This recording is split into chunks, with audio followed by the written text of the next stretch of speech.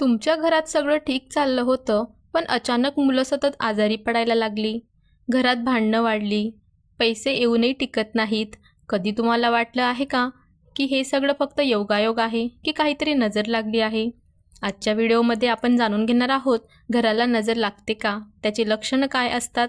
आणि सगळ्यात महत्त्वाचं यावर सोपे पण प्रभावी उपाय कोणते? नमस्कार मित्रांनो, तुमचं स्वागत आहे आपल्या चॅनलवर, जिथे आपण रोज अशा धार्मिक, आध्यात्मिक आणि जीवनाशी संबंधित विषयावर माहिती घेतो. व्हिडिओ आवडला तर लाईक करा आणि नवीन असाल तर चॅनलला सबस्क्राईब करा. चला तर मग सुरू करूया आजचा विषय. नजर म्हणजे काय? आपल्या भारतीय संस्कृतीत असं मानलं जातं की एखाद्या व्यक्तीची नकारात्मक ऊर्जा किंवा ईर्ष्या दुसऱ्या व्यक्तीवर किंवा घरावर परिणाम करू शकते. जेव्हा कोणी तुमच्या सुखाकडे, पैशाकडे, मुलांकडे किंवा घराकडे वाईट नजरेने पाहतं, तेव्हा त्या ऊर्जेला आपण नजर म्हणतो. हे सायंटिफिक आहे का? यावर वेगवेगळ्या मतभेद आहेत. पण एक गोष्ट नक्की, ऊर्जा अस्तित्वात असते. मग ती सकारात्मक ऊर्जा असो किंवा नकारात्मक ऊर्जा, आणि नकारात्मक विचारांचा परिणाम होऊ शकतो. आता सगळ्यात महत्त्वाचा प्रश्न, घराला नजर लागली आहे हे कसं ओळखायचं? चला पाहू काही सामान्य लक्षणं. मुलं सतत आजारी पडणे. नंबर 1. जर तुमच्या घरातली मुलं वारंवार ताप, सर्दी, कमजोरी याने त्रस्त असतील आणि डॉक्टरांकडे जाऊनही काही खास कारण सापडत नसेल, तर हे एक संकेत असू शकते. नंबर 2. घरात सतत भांडणं. छोट्या छोट्या गोष्टीवरून वाद होणं, मनात चिडचिड वाढणं, घरात शांतता नसणं, हे देखील नजर लागल्याचे लक्षण मानलं जाते. नंबर 3. पैशांची अडचण.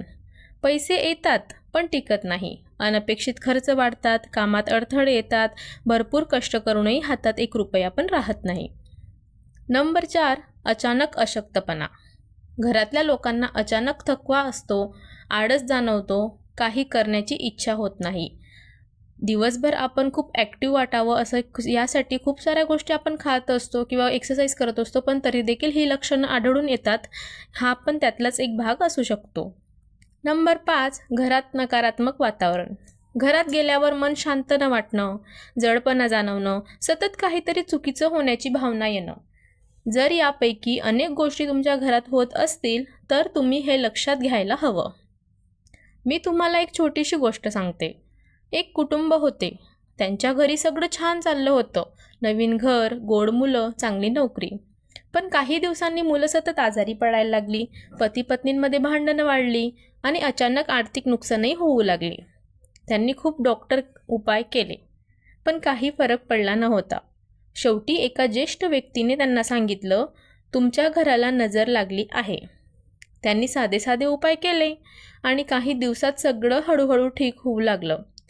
ही गोष्ट आहे, पण अशा घटना खूप लोकांच्या आयुष्यात घडतात. आता सगळ्यात महत्त्वाचं, आपण त्यावर उपाय जाणून घेऊयात. तर नजरदोष काढण्यासाठी मग ती घरावर असो किंवा घरातल्या व्यक्तींवर, हे काही उपाय केल्याने ते खूप कमी होऊ शकतात किंवा नाहीसे होऊ शकतात. नंबर 1. मीठ आणि मिरचीचा उपाय. शनिवारी किंवा मंगळवारी 7 हिरव्या मिरच्या आणि मीठ घ्या आणि घरातल्या सदस्यांवरून 7 वेळा उतरवा. नंतर ते बाहेर टाकून द्या. बाहेर म्हणजे तुम्ही कचऱ्यात फेकू शकतात किंवा अशा ठिकाणी जिथं कोणाचा पाय किंवा नजर पडणार नाही, अशा ठिकाणी फेकून द्यायची. नंबर 2. लिंबू आणि मिरची. घराच्या मुख्य दरवाज्यावर लिंबू आणि मिरची लटकवा. हे नकारात्मक ऊर्जा दूर ठेवायला मदत करते. नंबर 3. अगरबत्ती आणि धूप. दररोज संध्याकाळी घरात धूप, अगरबत्ती किंवा कापूर लावा. यामुळे वातावरण शुद्ध होते. नंबर 4. आठवड्यातून 2 ते 3 वेळा पाण्यात मीठ टाकून घर पुसा. समुद्री मीठ टाकल्याने खूपच जास्त प्रभावशाली उपाय याला मानला जातो. तर आठवड्यातनं 2-3 वेळेस तुम्ही पाण्यात मीठ टाकून घर पुसू शकतात. नंबर 5. देवपूजा करायची. घरात रोज देवपूजा करा. ओम नमो भगवते वासुदेवाय नमः या मंत्राचा जप करा किंवा गायत्री मंत्र जपा. नंबर 6. लहान मुलांच्या कपाळांवर किंवा कानामागे छोटासा काळा टिपका लावा. हे उपाय साधे मात्र आहेत, पण नियमित केल्यास खूप फरक पडतो. एक महत्त्वाची गोष्ट लक्षात ठेवा, सगळ्या गोष्टींना नजर कारणीभूत असते असं नाही. जर आरोग्याची समस्या असेल तर डॉक्टरांचा सल्ला अवश्य घ्या आणि हे उपाय श्रद्धा आणि सकारात्मकता वाढवण्यासाठी करा. मित्रांनो, घरात आनंद, शांतता आणि सुख टिकवायचं असेल तर सकारात्मक विचार खूप महत्त्वाचे आहेत.